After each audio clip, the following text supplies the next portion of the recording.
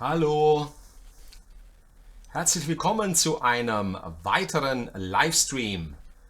Tag 2 des Rockgitarrenkurses für Fortgeschrittene oder Einsteiger, die sich zum ersten Mal an die absoluten Klassiker der Rockgeschichte ranwagen. Wir sind live. Jetzt geht es, ja, keine Ahnung, mal schauen, wie lange ich Spaß habe an diesem Song und an allem, was ich euch zeigen kann.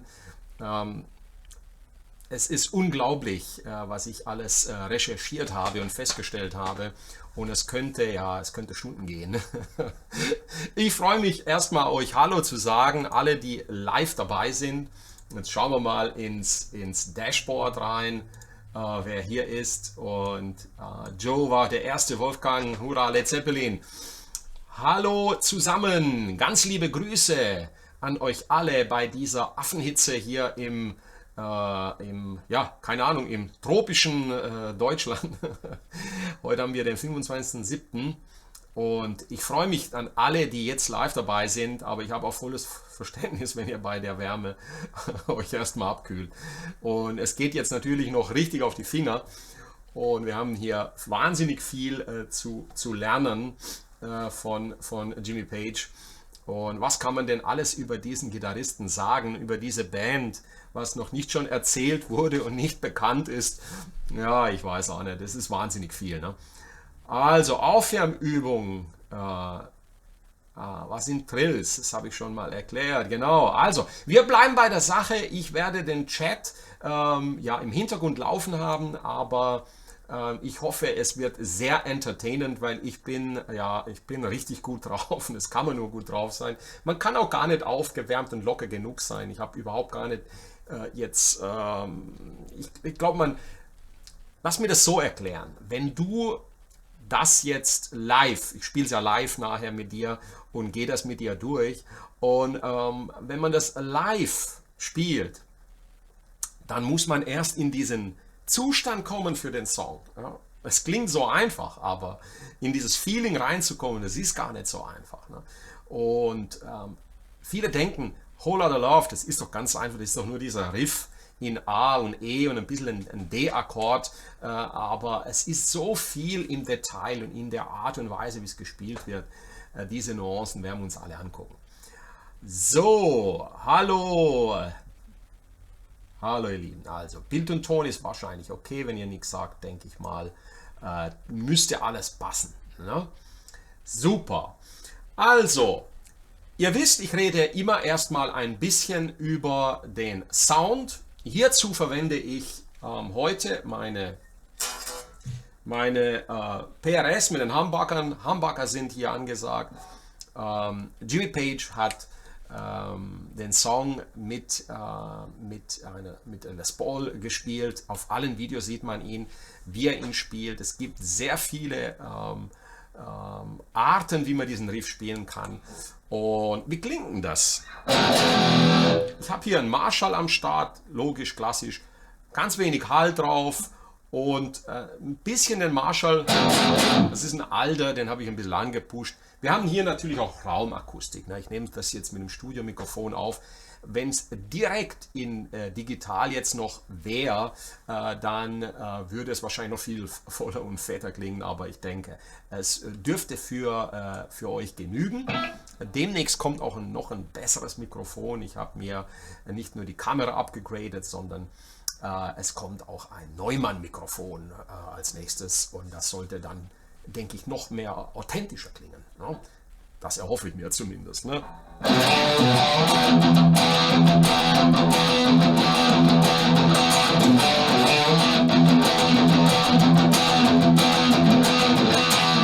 So, wenn ich jetzt den Tube Screamer abschalte, ich gehe doch gleich mal hier in die Szene rein, dass ihr das sehen könnt, was hier passiert. So, alle Effekte aus. Hier habe ich den Brit Marshall. Ich habe also einen klassischen Plexi Marshall, einen alten mit einer 412er Greenback 25. Hier kannst du dir auch die Settings angucken, wenn du magst. Ja, ich mache das mal alles ein bisschen mittiger hier. Sag. Sag ist wie stark die Röhre in die Knie gehen soll, das ziehe ich ein bisschen runter. Bei der Box nehme ich die Box ab mit einem SM57 und hier ein bisschen ein Low-Cut drin. Und das ist der rohe Sound des Marshalls. Jetzt reden wir doch gleich mal über das, was hier passiert. Nämlich auf der Aufnahme. Lass mich den Hauptriff erklären, sodass das ganz klar ist. Was gespielt wird, ist Folgendes. Wir haben, das ist dieses Hauptthema, was im Grunde genommen durch das ganze Lied geht. Und ich spiele hier ein Slide von 5 auf die 7. Slide also vom A aufs H, spiele dann das D. Und hier gibt es sehr viele Theorien, wie Jimmy Page das gespielt hat. Ich habe ihn in etlichen Videos gesehen, nicht bei ihm, sondern bei anderen Leuten, weil auf der Aufnahme wird hier etwas, man hört das D hier im 5. Bund und unten dran die D-Seite. Also man vermutet, dass er die Seite leicht hochgeschoben hat. Ich hau jetzt nochmal den Tube Screamer hier rein, damit ich ein bisschen mehr Verzerrung habe für den Sound. Und hört ihr diese Dissonanz, die entsteht, wenn ich hier einen Viertelton hochziehe?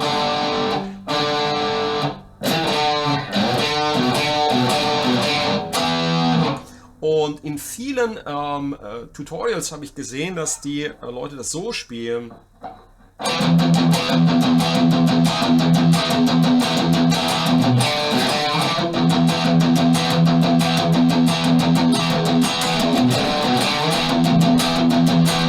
So, ihr werdet natürlich viel auch mein Picking hören. Und gleich noch etwas, also es wird ein absolutes Insider-Video heute. Ne?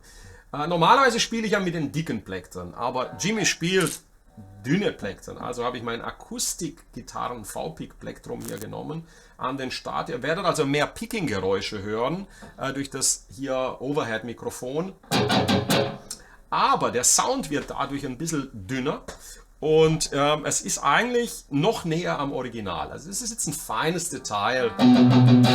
Ich habe hier noch ein dünneres Plektrum.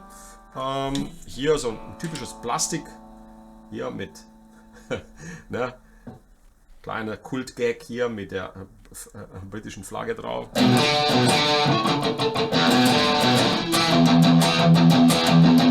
Und das kommt dem Sound.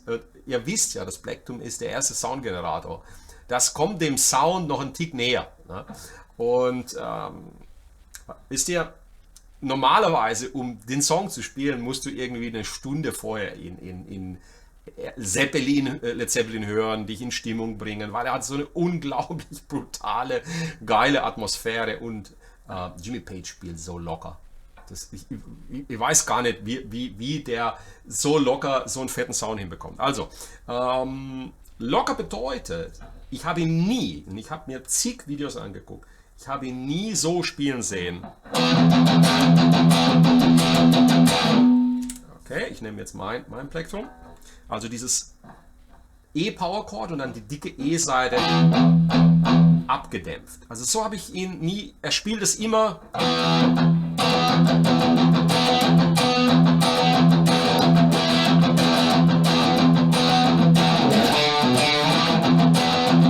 Und auch auf der Aufnahme hört man eigentlich, na, es ist ein leichter Unterschied zwischen, wenn es nur nach unten pickst oder kannst wunderbar beide Varianten spielen. Die mit den Downstrokes und der dreifach abgedämpften E-Seite ist natürlich die fettere Variante.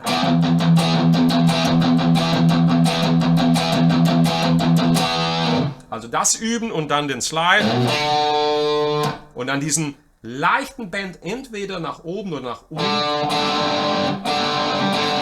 Ich glaube nach oben.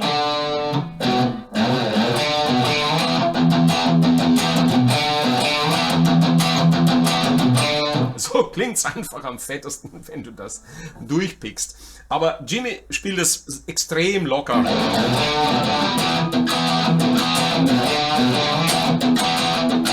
So habe ich es oft gehört. Ne?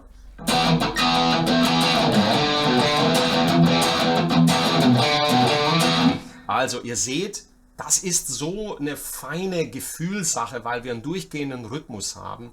Da kann man so viele Varianten ausprobieren und er hat es auch immer, und das ist bei ihm etwas ganz Besonderes in seinen Live-Performances, er ist ein Freigeist, das sieht man. Er spielt locker, er schert sich den Dreck drum, ob irgendeiner denkt, er müsste das doch jetzt so absolut akkurat spielen. Er hat doch die Version jedes Mal anders gespielt und das macht es natürlich frisch. Also immer wenn man sich anhört, ist es eine sehr, sehr schöne, eine frische Sache, diesen Song zu hören und die absolute unglaubliche Magie des Gesangs, ne, von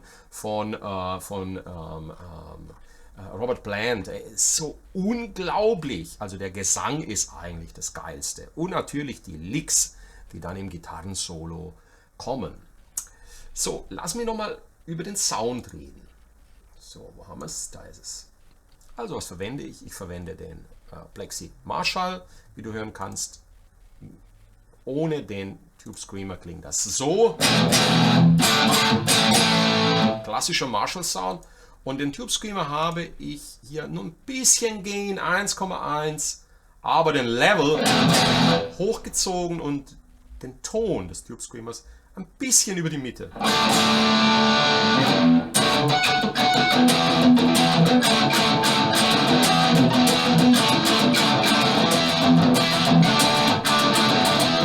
Was haben wir denn bei Whole Lotta Love? Wenn gesungen wird, haben wir 4 Upstrokes auf dem D-Akkord. 4 Upstrokes. Das gucken wir uns jetzt gleich in der Tabulatur an. Und dann haben wir die Stops noch im Song. Und das kultige Gitarrensolo. Und das gucken wir uns jetzt im Detail an. So, lass mir noch Folgendes sagen. Was jetzt die Tabulatur angeht. Ich habe ein Guitar Pro-File gefunden, was sehr akkurat ist. Und das Solo ist ganz nah am Original. Es sind vielleicht der ein oder andere Ton mehr im Solo. Aber ich empfehle dir, wenn du es genauso spielen willst wie er, dann hör dir die Aufnahme auch noch zusätzlich an, um dann dort auch in dieses, ja, bei ihm sehr lockere, swingende Gefühl des Gitarrensolos reinzukommen. Und jetzt gehen wir in die Tabs. Okay, gucken wir mal. Fahren die hoch hier. Whole Lotta Love. Oh Mann, oh Mann. Was man alles über Jimmy sagen kann. Ja, es ist unglaublich. Diese Band, John Bonham, die Maschine hier am Schlagzeug, fantastisch. Die Bassgitarre von John Paul Jones, unglaublich. Also es ist die Mischung, die Chemie dieser 4 Musiker haben Led Zeppelin. Ich kann es voll verstehen, dass nach dem Tod von Bonham die Band sich aufgelöst hat. Ich kann es voll verstehen. Diese Magie war so, vermute ich mal, nicht mehr reproduzierbar. Nicht mehr. Sein Sohn hat es geschafft bei dem 2007er Reunion-Konzert. Das ist eine Tribut. Was war das dann? Irgendein Manager, glaube ich, ist gestorben. Und dann haben sie sich nochmal zusammengetan mit Jason Bonham. Und die Magie war da. Ne? Also, so eine wichtige Band. Ich kann so viel reden über diese Band. Ja. So, jetzt gucken wir mal uns an, was genau hier passiert. Wir haben diesen Slide von 5 auf die 7. Dann hier die 5. So, weißt du was? Ich werde hier mal... Na, man sieht es ja gut, glaube ich. So, noch ein bisschen rüber hier. So, okay. Dann der Band hier mit der leeren D-Seite.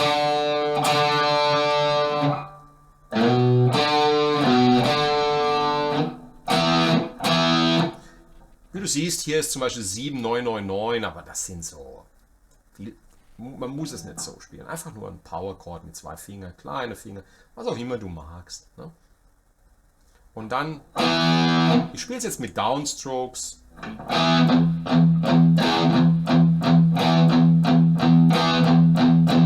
Ich schalte mal die Notation aus, damit ich hier euch mehr zeigen kann, was die Noten angeht. Ihr seht ja die Notenwerte hier, das ist also gar kein Problem. Okay? Also jetzt spielen wir mal das Intro bis hierhin.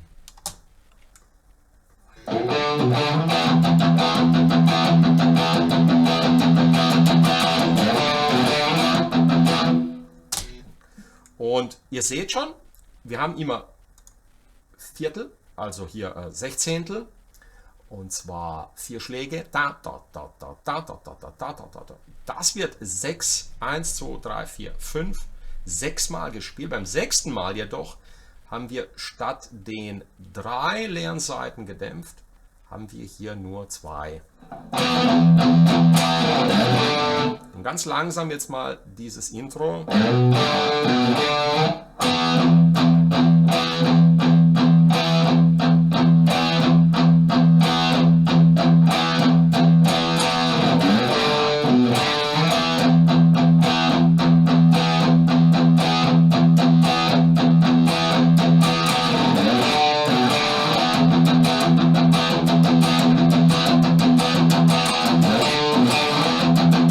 So, jetzt spiele ich es wie Jimmy. Einfach rauf und runter.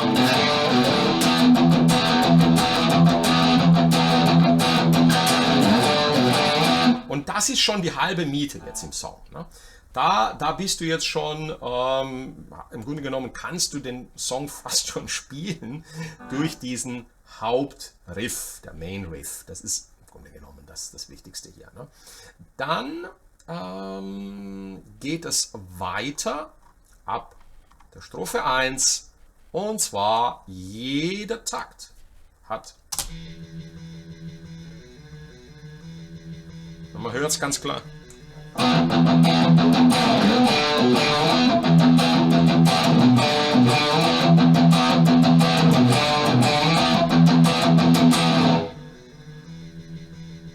okay, und viel mehr gibt es dazu auch nicht zu sagen. Du spielst den Power Chord E im 7. Bund und dann die leere E-Seite. Slide nach unten, Slide von der 5 auf die 7. Diese leichte Bend. Und die D-Seite unten dazu. Aber das ist kein Muss, wenn du das so spielst. Mit dem leichten Bend nach unten kannst du voll zufrieden sein.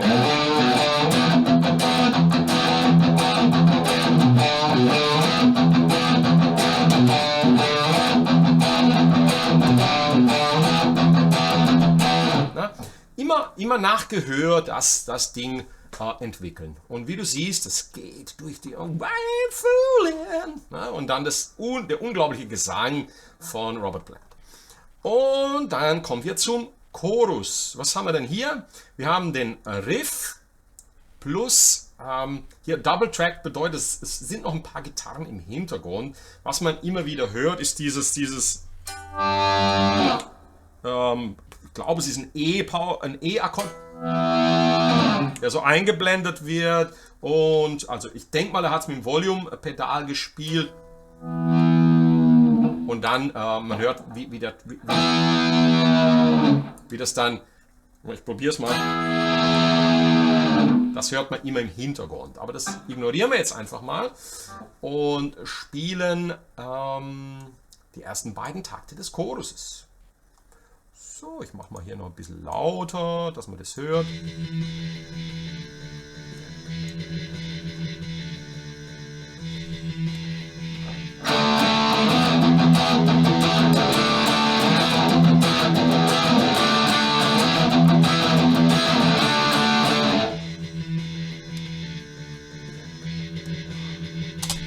Da geht's noch cooler, ne?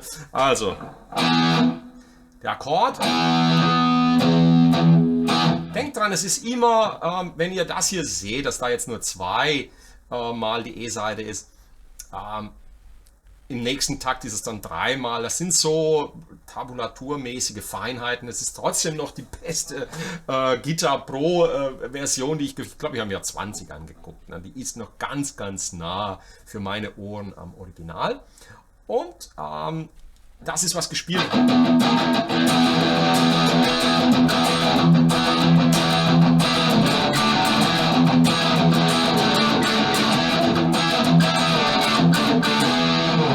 Und das war es auch schon, was den Chorus angeht. Wir gehen von dem Power Chord, wir sliden dann. Ich spiele jetzt den Power Chord so mit Grundton, Quinte und Oktave und slide dann runter aufs D und spiele den dann, das siehst du auch in den Pfeilern, ba, ba, ba, ba, ba, ba, ba, ba, ba, ba, ba. Und dann geht es schon wieder hoch.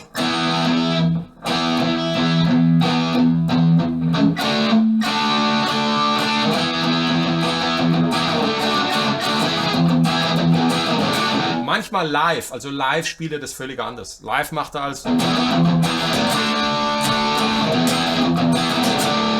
hold on love, wanna hold on love, wanna hold on love.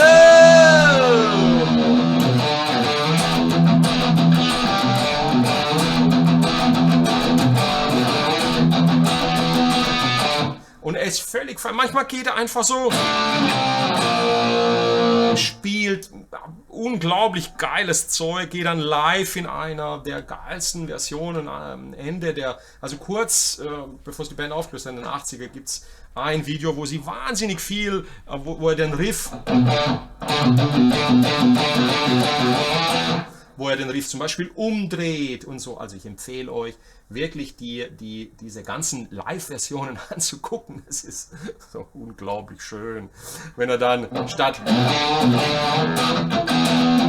zum Beispiel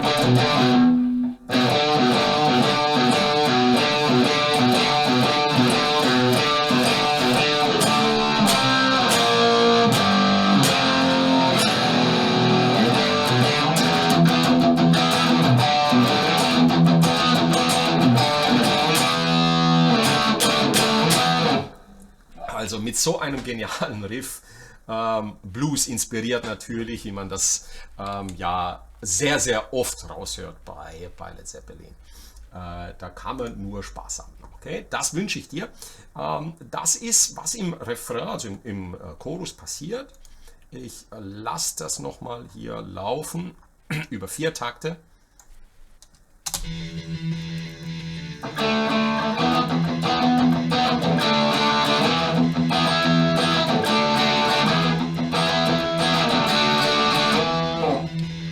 Und das war's auch schon und dann geht's wieder los mit der Strophe. Hier dann. Also, was sind hier die Hürden? Es sieht so locker aus, aber es braucht Training. Ne? Ich würde den Riff getrennt üben. Die E-Seite abdämpfen.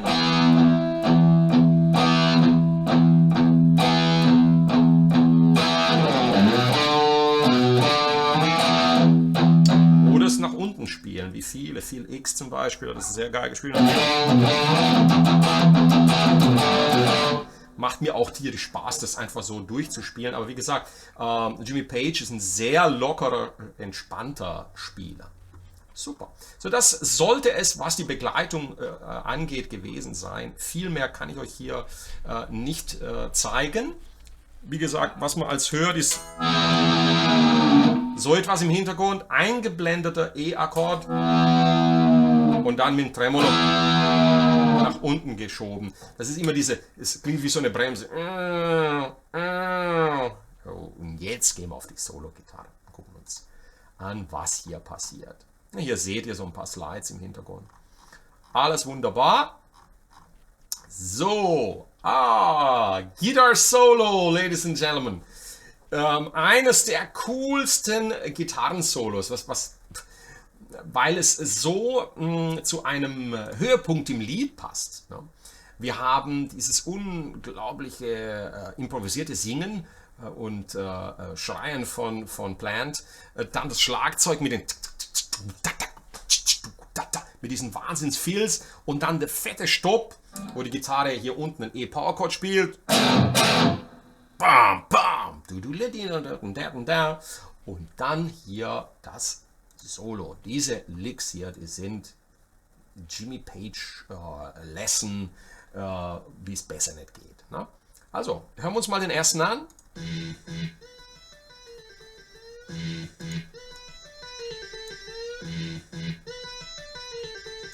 Und gucken, was wir hier haben. Also, wir sind in der E-Moll-Pentatonik hier oben. Und mit Blue Note. 15, 14 auf der G-Seite. Also er liebt die Blues-Pentatonik. Ne? Also wenn du die noch nicht kannst, hier nochmal langsam.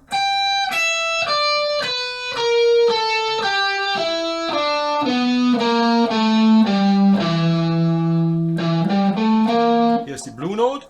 Statt so fügst du hier noch einen Halbton dazwischen, zwischen dem A und dem H.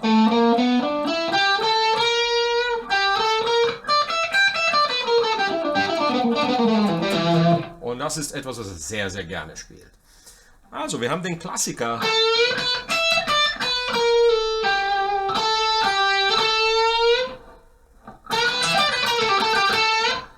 Und was bei ihm sehr, sehr toll ist, er spielt das Solo unglaublich locker, das ist das eine. Und er spielt, ich blende mich hier auch noch ein bisschen ein, dass ihr mich sehen könnt. Device Select. So. Das ist mir wichtig. So machen wir das dann da oben hin. Er spielt so unglaublich locker das Ganze, wenn man sich das und er hat eine Art zu picken, fast schon so swingmäßig. Ja, langsam, Bend, Ganzton, dann hier ein kleiner Barré auf die 12, 15, 12. Und dann Pull-Off von 15 über die Blue Note auf die 12. Und nochmal die 14, 12. Und dann am Ende schönes Vibrato. So, hier steht etwas Wichtiges. Wah Pedal Forward Toe Down. Was heißt denn das jetzt? Das bedeutet, wenn man genau hinhört, hört man, wie ein Wah eingeschaltet wird. Das werde ich jetzt einfach mal tun. Und ich habe gelesen, dass er ein Vox-Wah verwendet hat.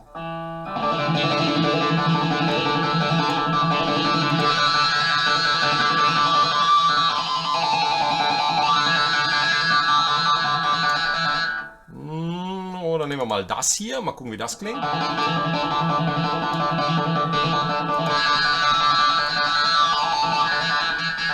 Das kommt der Sache schon näher, würde ich jetzt sagen. Das ist das Chrom, also das, was auch Jimi Hendrix verwendet hat. Ne?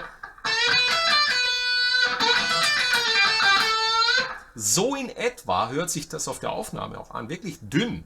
Und das ist der Wah-Wah. Er ist in einer fixen Position hier. Hier kannst du das sehen. Guck mal, hier habe ich ihn eingeschaltet. Und hier ist der Regler. Ist also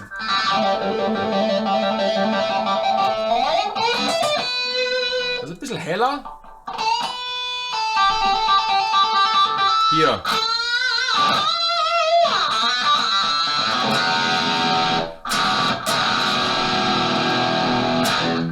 Ja.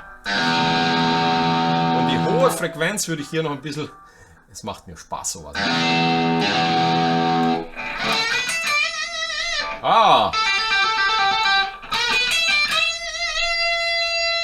Wahnsinn. So. Also wir haben einen Wah-Wah, der sehr scharf klingt und spitz. Und ich schalte ihn aber jetzt für das Solo-Demo ab, damit euch nicht die Ohren bluten. Okay, das war Lick Nummer 1. Gehen wir zu Lick Nummer 2. Und der sieht folgendermaßen aus. Also nochmal, der erste.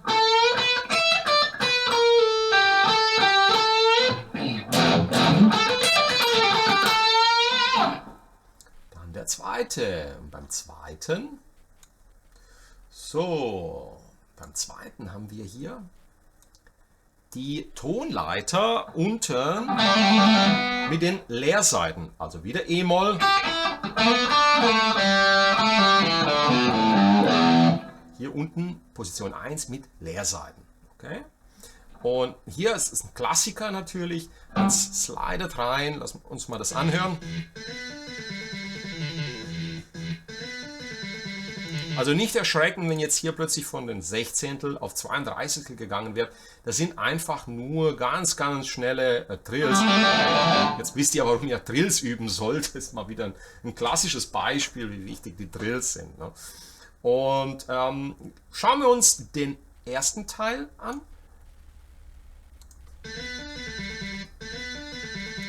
Und hier haben wir ein Slide.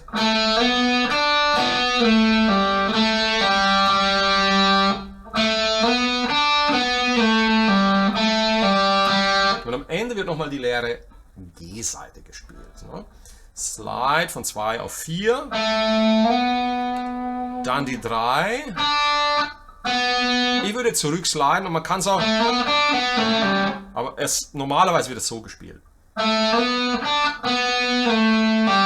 Dann nochmal die 2 in Pull-Off auf die 0.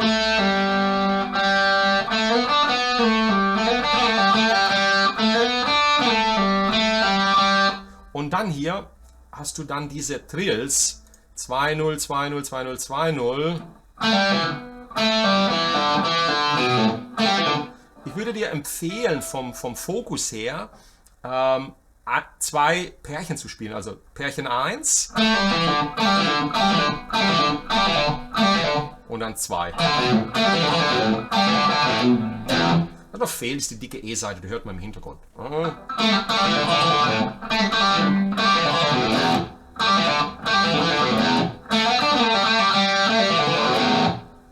Okay, das ist also auch das auf der Aufnahme wunderbar. Keine Ahnung, wie oft er das gespielt hat. Es klingt perfekt.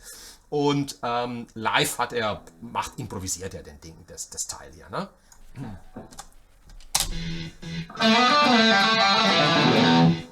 Okay, so klingt das dann. Also, das ist mehr wie eine Fingerübung, eine gute.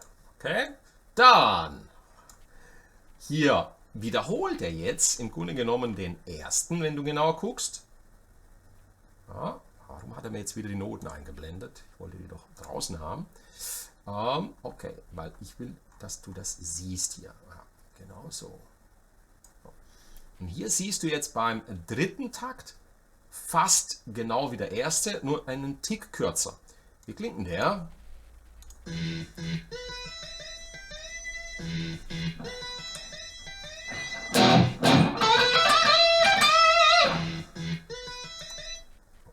Okay.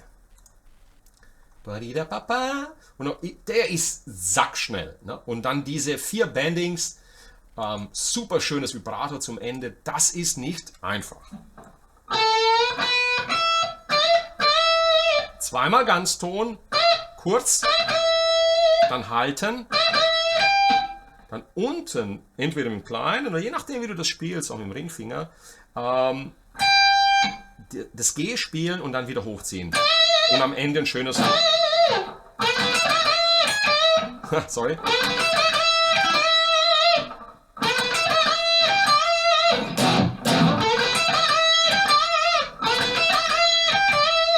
Na, also diese schnell ausgeführten Bendings sind ein typisches Merkmal seiner Spielweise. Genau wie die.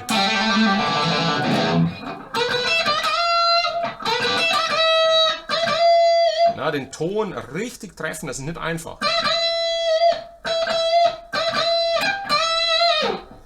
Ich muss mal kurz gucken, ob ich noch in Tune bin. Ja, das gehört dazu hier, wenn man live ist. Die Gitarre muss trotzdem, es ist alles noch wunderbar, muss trotzdem gestimmt sein. So, das war Lick Nummer 3, nochmal langsam.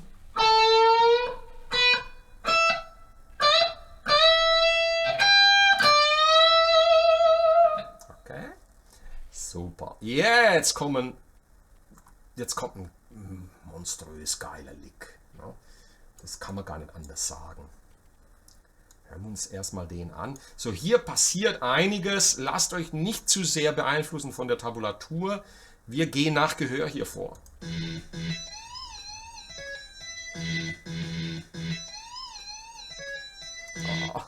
Jimmy.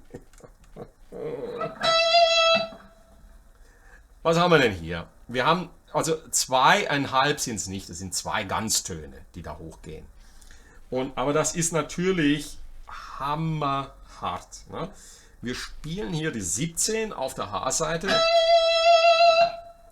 dann die 20 und ziehen bis hierhin. Also das ist schon Gilmour-mäßig, ne? 2 Ganztöne. Und das geht schon sehr in die Finger.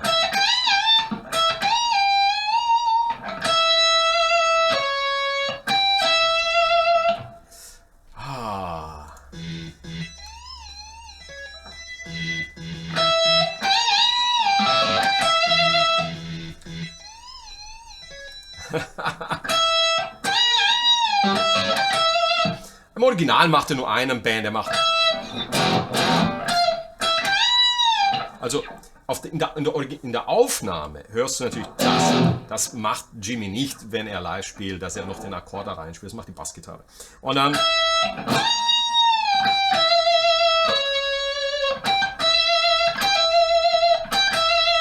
Ich höre alles gepickt an der Stelle.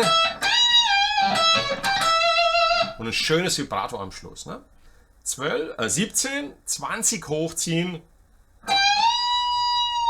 Bis auf das H, also hier oben bis auf den 24. Bund. Dann nochmal die 17. Hier oben die 18. Und dann ein Pull-Off oder einfach picken. 20, 17 und ein Vibrato zum Schluss. Und schön mit guter Energie das Ganze picken. So, noch 2 Takte haben wir im Solo, dann haben wir das geschafft. Okay, was kommt dann jetzt? Dann kommt wieder.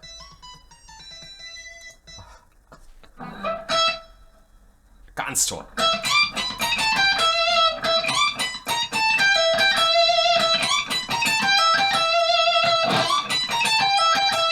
Auch ein Klassiker, ein Klassiker.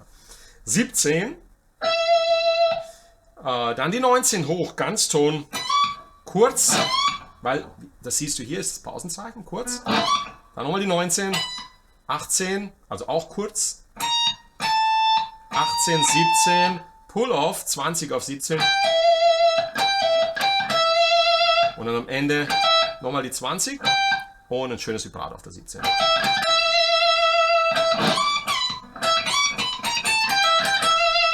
Die schwätzt so richtig, ne?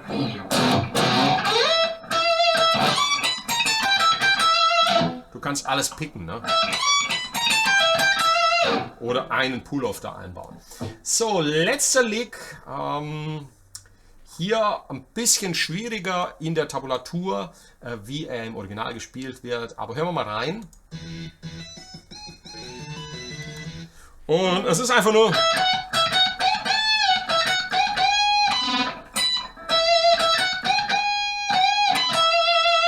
Ja, also er bändet hier ein bisschen auf der 19.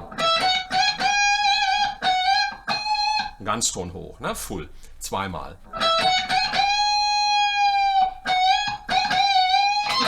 Und dann kannst du noch mal kurz hoch. Ne? Also diese Variante gefällt mir sehr, sehr gut. Du kannst es auch einfacher machen und es leichter spielen. Also das sollte eine der Versionen des Solos gewesen sein, die Jimmy Page spielt. Wie gesagt, er macht in jeder Live-Aufnahme, die ich gesehen habe, spielt er ein anderes Solo. Und sehe es einfach nur als Grundlage und habe Spaß mit diesen Licks. So, was kann ich dir jetzt noch mitgeben? Ich werde ein bisschen über ihn noch reden und einige seiner Techniken angehen und dir da einige schöne Tipps noch geben in Bezug auf seine Spielweise, auf seine solistische Spielweise vor allen Dingen. ich habe hier ein paar Notizen mir gemacht. Also, was mir gefällt bei ihm in seiner Spielweise. Also, was kann ich noch groß sagen? Am Ende haben wir noch, eins darf ich nicht vergessen, am Ende in der Originalaufnahme gibt es noch eine sehr cool klingende Sache, wenn das Lied dann ausblendet. Wir haben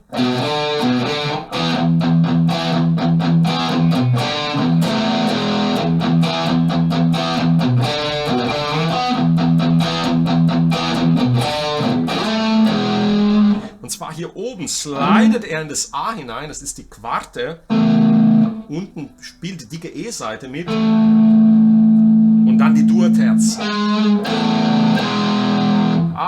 Es erzeugt einfach einen tollen Sound. Solche Tricks macht er so gerne dabei.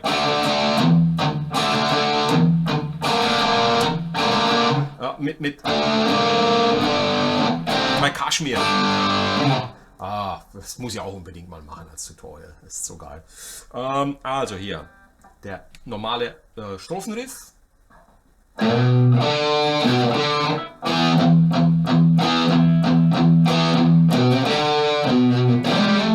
Also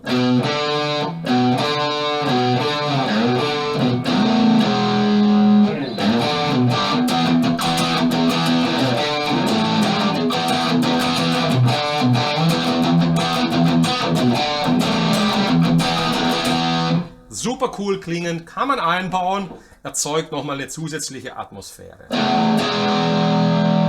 Also gehen wir nochmal in die Nahaufnahme, dass ihr das sehen könnt.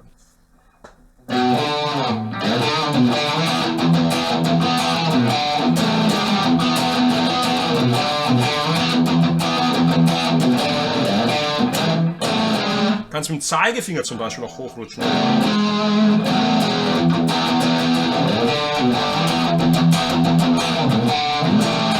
Oder das Risiko ist halt groß, dass du hier noch andere Seiten erwischt.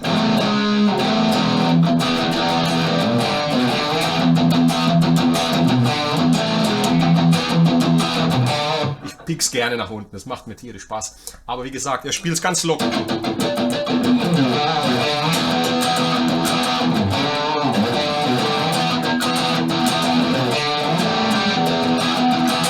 Oh, es ist viel drin bei ihm. Ne?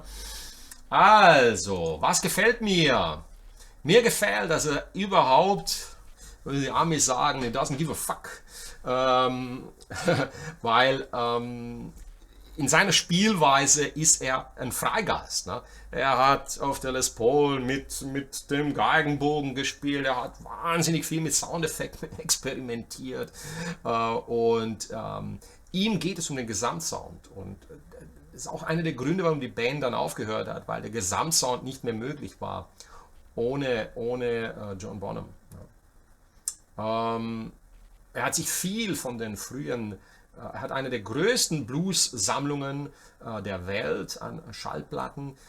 Ich empfehle dir den Film It Might Get Loud, es könnte laut werden, wo er in einer Doku zusammen mit The Edge und mit Jack White fast 2 Stunden lang über das Gitarrenspiel reden. Fantastische Doku, It Might Get Loud. Ich packe es nachher unter das Video in die Beschreibung rein, also den Link, wenn ich das online finde. Ne? Wenn nicht, du weißt schon. Also, er geht Risiken ein, er spielt manchmal über jeden Zweifel erhaben und manchmal könnte man denken, er spielt zu locker, aber das ist halt er. Ne? Vielleicht trifft er mal nicht die richtigen Töne, weil wir denken, das wären die richtigen Töne, weil wir die so von den neuen Alben in den Ohren haben, aber es geht um seine Musikalität und um diese Freiheit, diese Songs frei zu spielen. Ne? Und der geht auch schon Risiken ein. Ne? Er kann jetzt natürlich mit 70, er ist gut über 70, natürlich nicht mehr so spielen wie früher, aber er ist immer noch genial. Ne? Wenn da mal eine Note getroffen wird und die stimmt nicht 100%, in der Aufnahme hört man auch mal hier.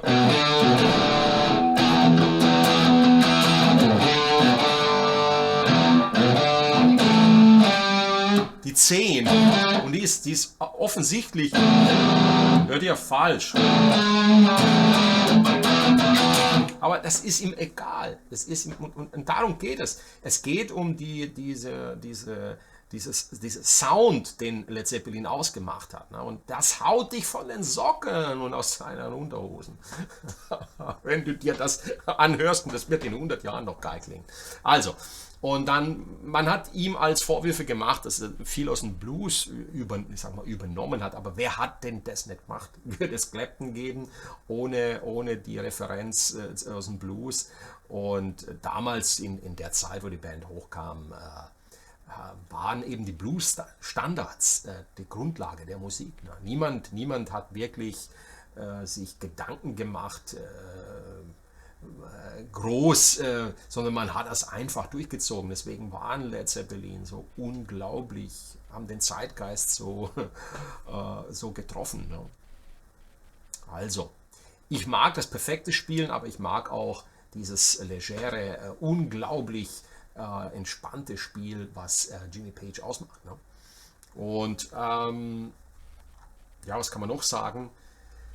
Seine Technik, er hat einige Dinge auch gespielt, die es vorher nicht gab.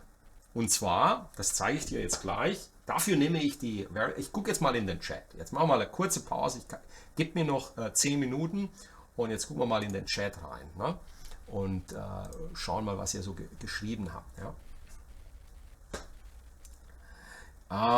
So, jetzt wird es interessant. Led Zeppelin das erste Mal. Hallo, voll geil. Ja, ich bin im Flow, weil es so. Danke, das Bild ist gut. Freut mich, dass die neue Webcam euch so ein gutes Bild liefert. Jimmy kommt ja eigentlich von der klassischen Gitarre, schreibt Thomas, klassische Ausbildung. Wenn man solche coole Solos machen kann, dann muss man schon sehr fest am Boden sein oder gut auf LSD. Ja, die haben da einiges ausprobiert. Jetzt ist mir das erste Mal eine Seite gerissen. Ehrlich? Oh je, na super. Also ihr Lieben, ihr habt sehr schön zugehört. Ich mache es noch ein bisschen interessant für eure Ohren. Ich stelle jetzt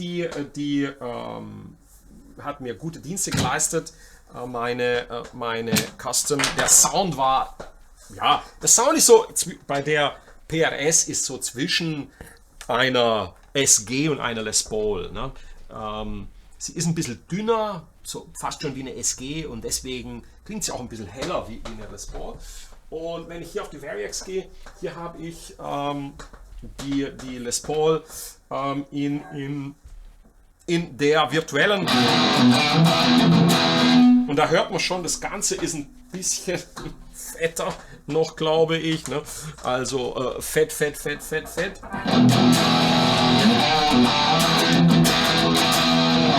Also auch die klingt relativ scharf und die Paula, die hier drin ist.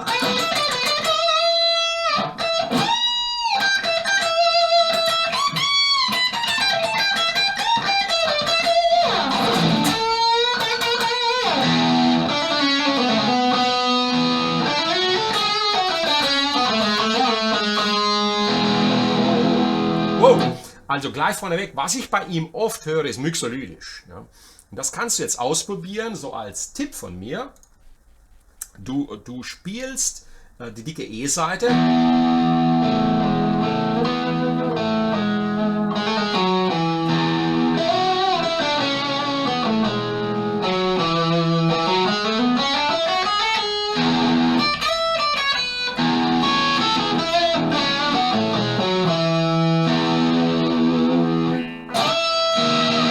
Und wenn du auf den Riff die A-Dur-Tonleiter spielst,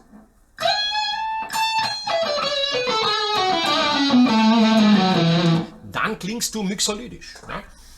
Welche Variax ist es? Standard Black? Ich habe hier die Standard, das ist nicht die Standard, das sieht zwar schwarz aus, man sieht es jetzt nicht, weil der Kontrast ist ein bisschen hoch. Das ist diese Limited Edition Onyx, ne? Die ist so ein bisschen lila, aber das sieht man jetzt gerade nicht in der Aufnahme. Ne? Vielleicht in einer der Kameraperspektiven kann man das erkennen. Ne? Ich würde mal die Blade mit dem Puff. Klar, Berlin. Lutz. Also pass auf, lass mir das erklären, warum ich die Variax jetzt am Start habe. Weil eine der Sachen, die Jimmy Page ausgemacht haben, sind seine Open Tunings. Das vergessen die meisten. Ne? Und er war einer der ersten und er hat sich dadurch von vielen anderen einfach durch seine neuartiges Verwenden von Open Tunings von vielen unterschieden. Ne? Und lass mich doch mal hier kurz reingehen in den Sound. Und ich schraube hier gerade noch ein bisschen, wie du vielleicht jetzt gerade nicht hören kannst. Aber ja, genau. Und was ich jetzt mache, ist für das Beispiel, was ich dir jetzt zeige, gehe ich auf ein offenes Tuning, das er zum Beispiel bei Kashmir verwendet hat. Ganz kultig, hör mal.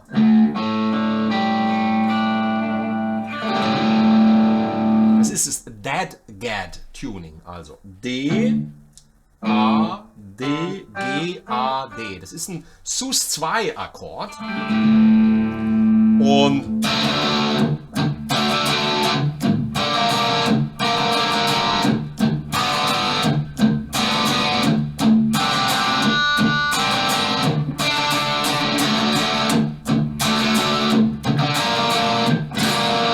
Und das ist dieser Monster-Spannungslick, den er damals mit den Open Tunings gespielt hat. Also Dad, Gad, D, A, D, G, A, D. Und wenn er dann hier hochgeht und dann spielt.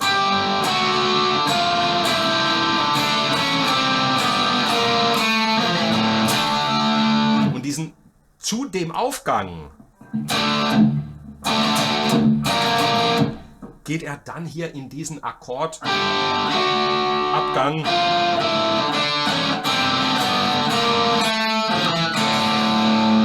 Und das ist genial. Ne? Und dieses Verwenden von diesen, sag ich mal, ja, Weird Tunings war ein Steckenpferd von dem Mann. Also der hat wirklich da Drop D, ne? Da brauchen wir ja nicht drüber diskutieren. Das kam von ihm. Ja? Okay? Also, das zu dem Thema. Jetzt vielleicht noch ein paar Tipps in Bezug auf seine Spielweise, was er so gemacht hat. Und dann verabschiede ich mich bei euch. Das sollte es dann für heute gewesen sein, für Tag 2. Also, um Spannung zu erzeugen, verwendet er sehr gerne in seiner Spielweise Unisono Bends. Was ist denn das? Man zieht einen Ton, hier ziehe ich zum Beispiel das D auf E, hoch und schlägt unten dran mit dem Zeigefinger auch das E an.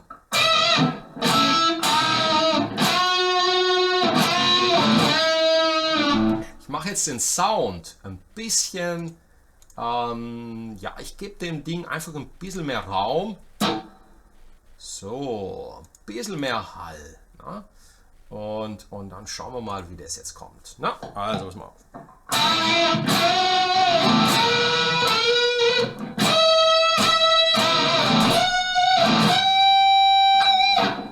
Hat er das erfunden? Nein, aber er hat es gerne verwendet. Zuerst, ich glaube, als erstes hat man das bei Jimi Hendrix gehört. Ne? Bei Jimi war das schon relativ prominent vertreten, würde ich sagen. Ne? Also, Unisono Bands bedeutet, das ist so ein ganz schräger Sound. Wenn ich jetzt das A hier nehme und dann das G auf A hochziehe und während ich hochziehe, hörst du, wie die zwei Töne miteinander kämpfen? Und dann wie sich's auflöst. Also Unisono Bands. Dann eben, was du vorhin gehört hast, diese Bands über zwei Töne. Genial, ne? Das geht jetzt weniger auf der dünnen E-Seite. Das Risiko, dass die reißt, ist groß. Ne? Also, bei wem hören wir das noch? Bei Gilmour. Ne? Also zwei Ganztöne gebändert. Dann also was er sehr gerne macht, wenn er schnelle Läufe spielt, er spielt Triolen. Und zwar aufsteigend. Ne?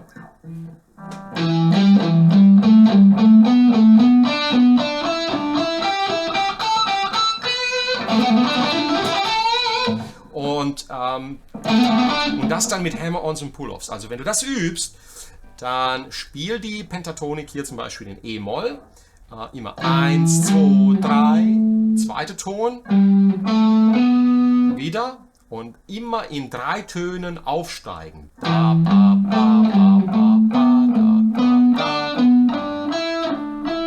Ich habe ja auch noch ein Video gedreht, das lautet Triplets in der Pentatonik. Bei ihm klingt das sehr, sehr cool. Ne?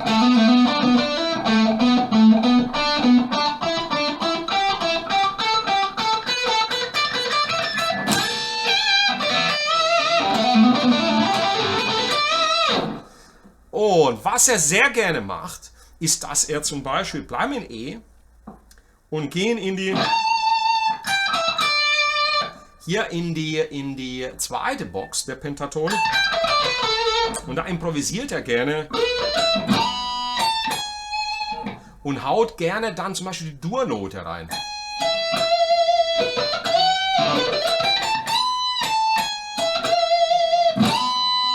Hier. Aus der Dur-Pentatonik. Ne? Ich glaube, ich kann da noch ein extra Video drehen über seine Spielweise. Ja? Was er gerne noch verwendet, sind Leerseiten-Licks, wo er zum Beispiel so Angus Young-mäßig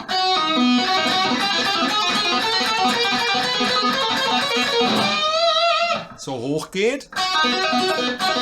Oder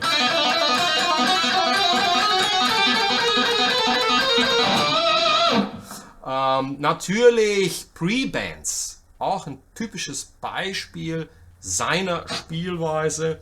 Hochziehen und dann erst die Note anschlagen und runterkommen. Also das ist ein Pre-Band. Vorgebandet, Pre, hochziehen.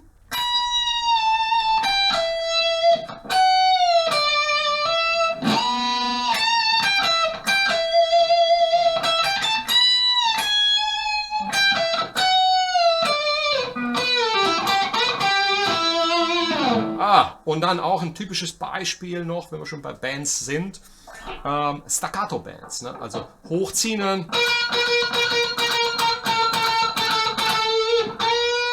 ganz kurz gegriffen, die Seite, also kurz gespielt, also wenn du ganz kurz mit dem Plektrum greifst, dann kannst du sie sofort abdämpfen. Also ähnlich wie wenn du künstliche Obertöne erzeugst. Also Staccato-Band, du ziehst die Seite und dann, wenn du runterkommst,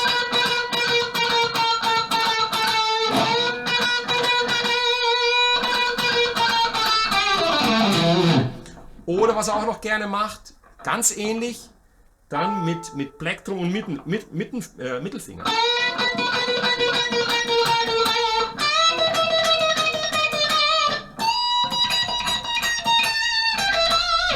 Auch ein ganz cooler Sound. Ne? Das zu den einigen seiner Techniken und seiner Licks, die er verwendet. Und natürlich viele, viele klassische Blues-Licks. Was kann ich noch sagen? Dead-Cat-Stimmung habe ich gesagt, Drop-D-Tunings und die mixolydische Spielweise wäre das Beispiel in E mit der klingenden E-Seite, während du dann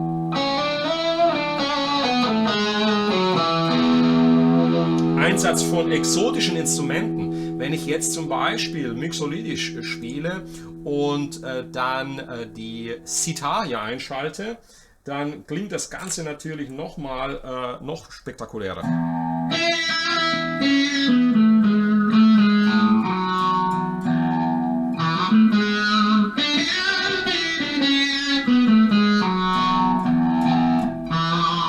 Ja, also das zu dem Einsatz von modernen Elektrogitarren hat er zum Beispiel sehr gerne verwendet, auch von exotischen Instrumenten. Ich glaube, das sollte es gewesen sein. Über Led Zeppelin möchte ich noch sagen, die wahrscheinlich energiegeladenste Band. Manchmal erinnert Jimmy Page mich von seiner sanften Art, wenn er spricht, an Brian May von Queen. Sie sind ähnlich, auch in der Spielweise. Nicht in den Tönen, die sie spielen, aber im Feingefühl, in der Spielweise. Dann natürlich Robert Plant, unglaublich energiegeladen, fantastische Rockstimme, sexy, bis zum geht nicht mehr. Und allein der Text von Whole Lotta Love ist unglaublich. Bonham am Schlagzeug, die absolute Maschine.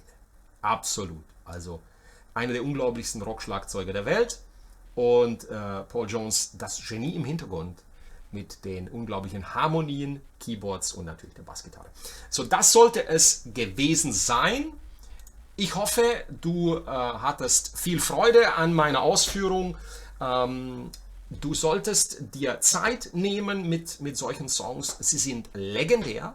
Du solltest viel recherchieren, dir die Originale anhören, Spaß haben und immer daran denken, das ist nicht in Stein gemeißelt, was wir hier machen. Ne? Wir haben jetzt einen Einblick bekommen, wir haben eine Idee über die Spielweise, über den Sound. Jetzt gehört das Lied dir, jetzt kannst du es spielen auf deine Art und Weise. Jimmy Page hat es immer auf seine Art und Weise gespielt und hat das Bestmögliche rausgeholt. Das sollte es von mir gewesen sein. Wir sehen uns wahrscheinlich nochmal nächste Woche wieder mit Tag 3 des Rockgitarrenkurses. Freue mich, dich gleich jetzt einzuladen. Ich glaube, ich mache Walk This Way von Aerosmith. Absolute Kultnummer, sehr, sehr interessante Gitarrenparts. Ich lade dich herzlich ein. Ich wünsche dir alles Gute, eine gute Zeit und das war's. Ciao, ciao. Bis zum nächsten Mal.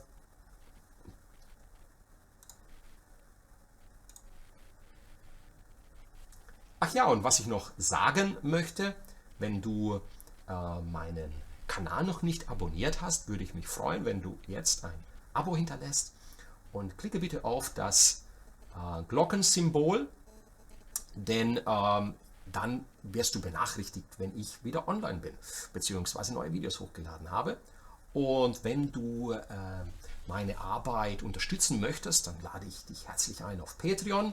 Hier auf meiner Patreon-Seite sind wir jetzt bald bei 400 Mitglieder und das läuft sehr, sehr gut und dort kann ich nochmal dir jede Menge von meinem Material zur Verfügung stellen, beziehungsweise du unterstützt mich, damit ich noch mehr Zeit für diese Tutorials und für das Lernen aufbringen kann. Danke, bis zum nächsten Mal. Ciao, ciao.